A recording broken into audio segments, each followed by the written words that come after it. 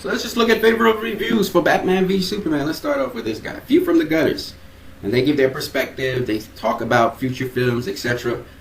Here we are. Positive reviews of the movie. If you haven't seen the movie, go see the movie. 120% Nick. He doesn't understand why people don't like the movie. He's a big Batman fan, okay? One Race movies suck, he says. Angry Joe. His response to Batman v Superman is not credible at all. And he shows why. And like I was saying, major media outlets, they've been bashing this film, but they never really gave tangible reasons why this film should be panned. They never really do. They do a lot of emotion, they rant and they rave, but they have no substance. They're just all hot air. I've heard very few people give really good, solid points, and this is the same thing One Race Movies Suck is saying. Tween Geek. Tween Geek is breaking down the movie, he's telling the story plot, he's telling the storyline. As you can see, he's a teenager and youngster, and he liked the movie. Ian Bloodsworth, he thinks that Marvel movies are great. He thinks they're much higher than Batman v Superman, but he says he doesn't understand why this movie is getting panned like it is. And he also said he liked the movie, and I guess he's a Marvel fan. I don't know what he is, probably just a fan of both. But that's his opinion. Again, he's a youngster, he's a teenager. I'm showing you that there are lots of people from various positions, not necessarily comic booky fans, people, different age groups, different backgrounds. Most of the people like this movie. Some people had problems with certain characters in the film. Some people didn't like how the movie actually ended, but didn't mean that they didn't like the movie, and so forth and so forth and so forth. My point being, this movie was widely received, and most people enjoyed it and liked it. Some people, they came out a little confused about how they see the movie because it's so unique. I heard an Indian guy say, I don't know what to say. This movie's like unlike any other movie I've seen. I don't know how to judge it. I don't know how I feel about it. So some people came out of the movie saying, I don't really know how I feel about this movie. And their brains are just racing at 100 miles per second. And that's good. I heard another guy say, I've never seen a movie quite like this one, so I don't know how to compare it. These are remarkable compliments. This movie is a first in so many different ways. Some people hate the movie because of its ending, because some people are serious fans of a particular superhero. And then, so you have different people with different opinions. And this movie does three things. It resolves the end of Man of Steel.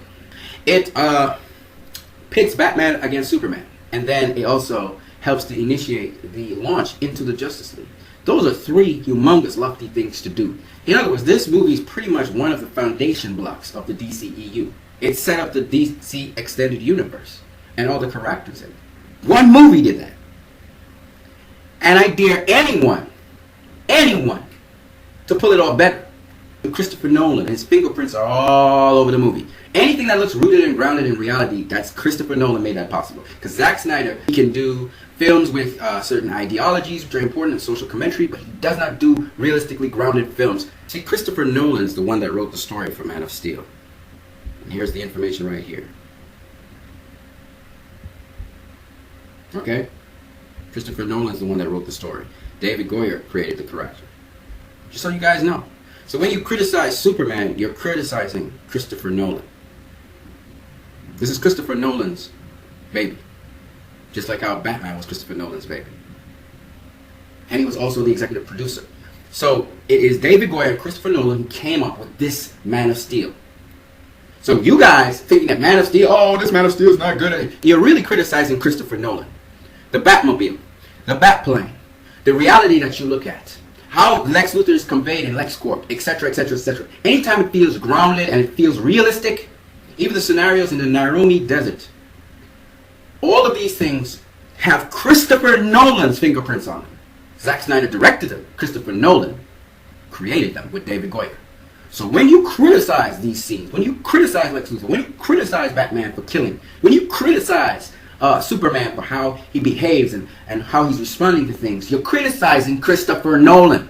So that's why a lot of people receive Batman v Superman. And the other thing that a lot of people don't understand is these characters are evolving in front of your face.